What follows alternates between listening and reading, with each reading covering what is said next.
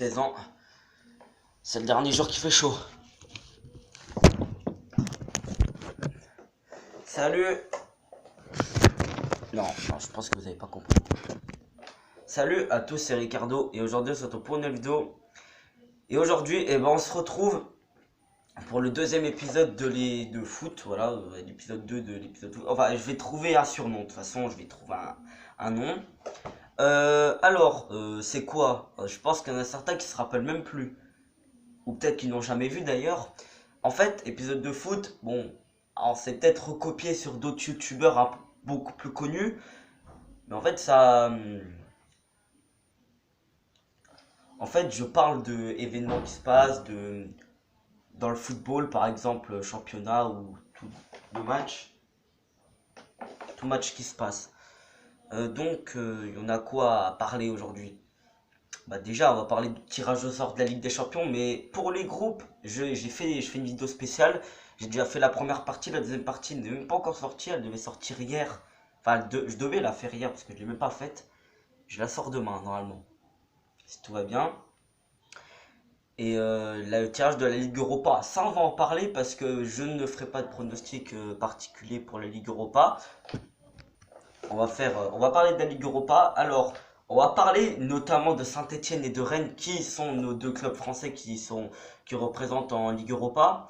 Rennes, ils sont tombés dans un groupe très dur, hein. Il y a quand même le Celtic, déjà un groupe, une équipe à éviter déjà. Franchement, je paierais pour éviter cette équipe, hein.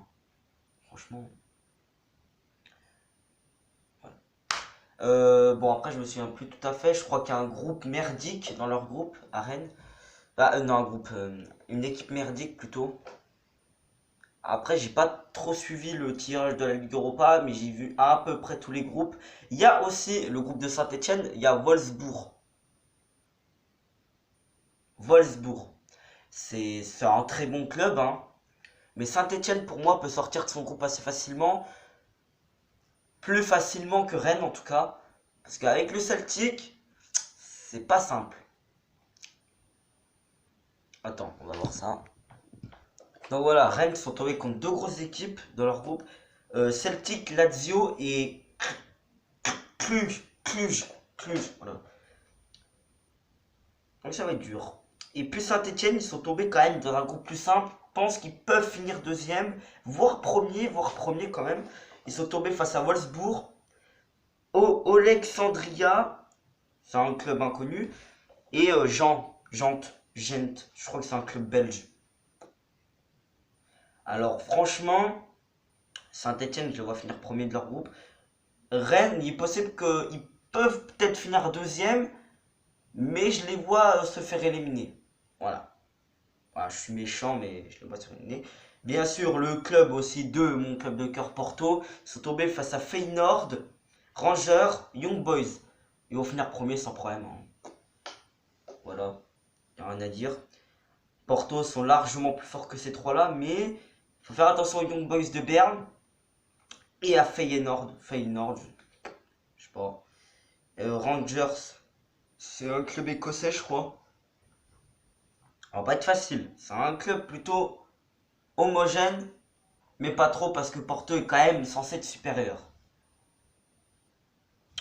Donc, on va s'occuper de la Ligue 1, de notre chère Ligue 1. Calaille, maintenant. Alors, la Ligue 1, rien à dire. Il y a eu un match entre Metz et Paris. Paris s'est imposé 2-0 avec un but de Di Maria et de Choupo-Moting. Il a déjà marqué 3 buts depuis le début de la saison, Choupo-Moting, un doublé face à Toulouse et un but maintenant. Choupo-Moting, je sais pas ce qu'il a mangé avant le match contre Toulouse, mais à mon avis, ça a dû bien le changer, hein. Avant c'était Mitroglou, maintenant c'est CR7. On comprend pas trop, hein.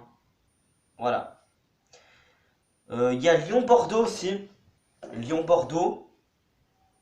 Donc j'ai quelques résultats. Bien sûr, l'Olympique Lyonnais vient de marquer. C'est Memphis Depay qui a ouvert le score face à Bordeaux.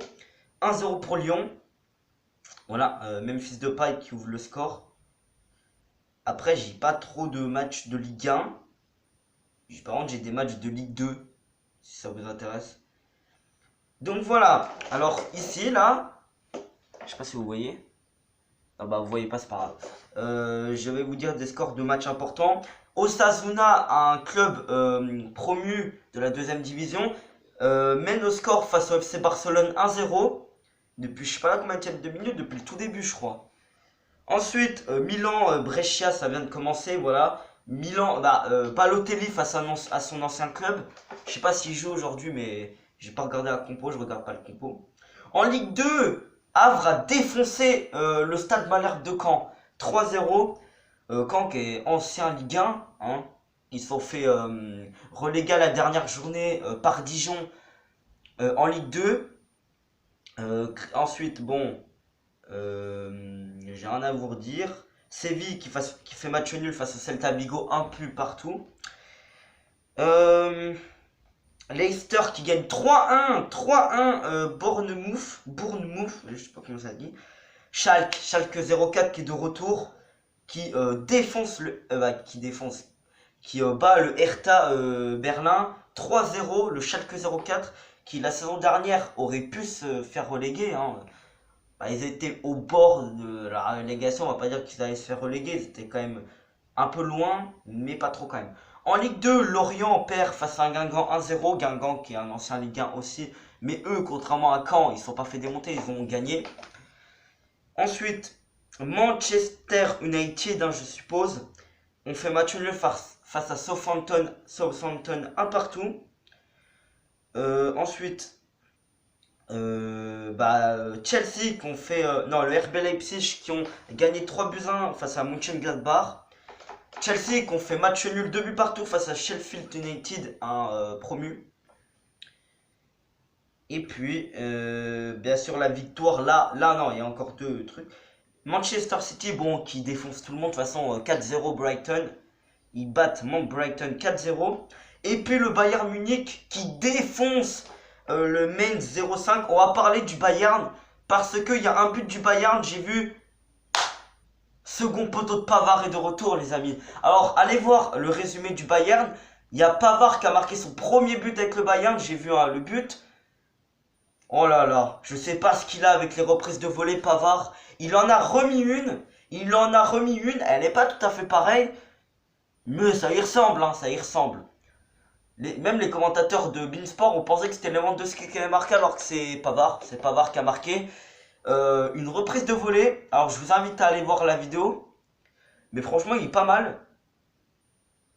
Hein, Pavard qui a mis je sais pas combien de reprises de volée. Je l'ai pas vu à Stuttgart.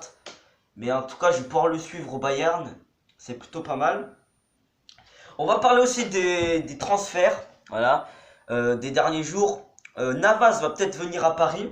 Hein, Navas va venir à Paris normalement. C'est presque fait, presque.